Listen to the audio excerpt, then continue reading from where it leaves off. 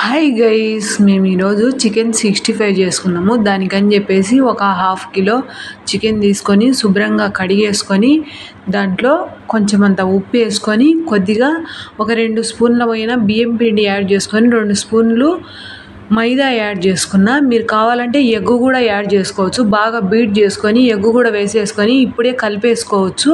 నేను ఎగ్గు తిననని చెప్పేసి ఎగ్ వేసుకోకుండా ఇలా కలుపుకుంటానా. నీళ్ళు అవసరమైతే కొద్దిగా వేసుకోవాలి. ఎగ్గు వేసుకుంటే కనుక నీళ్ళు పెద్దగా అవసరం పడవు అనుకుంటా. చూడండి, బాగా ఇలా కలిపేసుకొని పెట్టుకోవాలి. ఒక 10 మినిట్స్ అలా ఉంచేసుకుంటే సరిపోతుంది. తర్వాత ఆయిల్లో వేసుకొని వేయించుకోవాలి.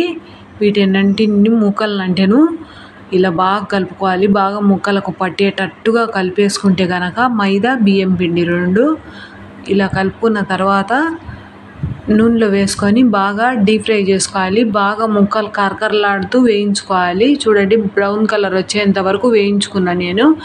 అలా వేయించుకొని తీసి పక్కన పెట్టేసుకొని తిరవాతకి వేసుకోవాలి. మళ్ళీ చూడండి, బాగా వేగిపోయినాయి.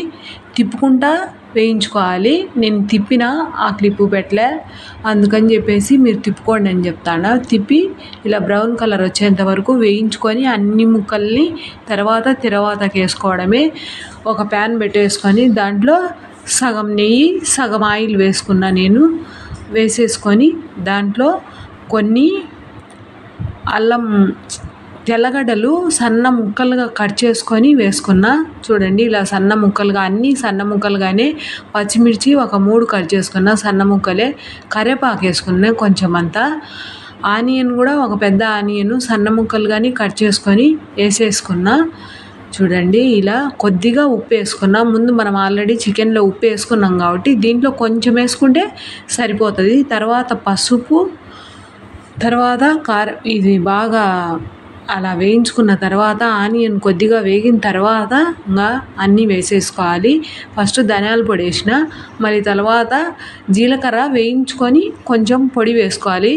ఇలా వేయించి పెట్టుకున్నా నేను. ఆ పొడి వేసేసిన. కారం పొడి ఒక స్పూన్ వేసిన, మాది ఘాటు ఉందని చెప్పేసి. కొంచెం అంతా గరం మసాలా వేసిన. గరం మసాలా వేసేసి బాగా కలుపుకోవాలి. అదంతా బాగా మగ్గిన తర్వాత స్టవ్ ఆఫ్ చేసేసుకోవాలి. వేడి మీద పెరుగు వేసుకుంటే కనుక బాగుండదని చెప్పేసి విరిగిపోతుంది కదా, అందుకని స్టవ్ ఆఫ్ చేసేసుకున్నాము.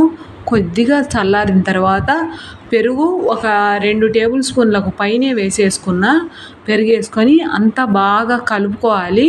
దాంట్లో ఫుడ్ కలర్ యాడ్ చేసుకోవాలి. చికెన్ 65 ఎర్రగా రావాలంటే కంపల్సరీగా ఫుడ్ కలర్ అనేది యాడ్ చేసుకోవాల్సిందే. ఇంకా ముక్కలేసి మొత్తం అంతా కలిపేసుకోవాలి. బాగా అంతా వాటికి ముక్కలకు అంటుకు పడేటట్టు కలిపేసుకొని పైన కొత్తిమీర కానీ కరివేపాకు కానీ ఏది ఉంటే అది వేసేసుకోండి. పైన ఒక నిమ్మకాయ పెద్దది పిండుకొని పైన వేసేసుకుంటే కనుక చాలా టేస్టీగా ఉంటుంది. మా వీడియో నచ్చితే ఒక లైక్ చేసి మా ఛానల్ను సబ్స్క్రైబ్ చేసుకోండి. మా చికెన్ 65 ఎలా ఉందో కామెంట్ పెట్టండి. మీ ఫ్రెండ్స్కు షేర్ చేయండి మా ఛానల్ని. చూడండి, ఎంతో టేస్టీగా ఉండే చికెన్ 65 చాలా బాగా వచ్చింది నాకు. మీరు కూడా ఒకసారి ఇలా ట్రై చేయండి. పైన ఇలా నిమ్మకాయ పోసుకుంటే కనుక సూపర్గా ఉంటుంది. అందరికీ బై.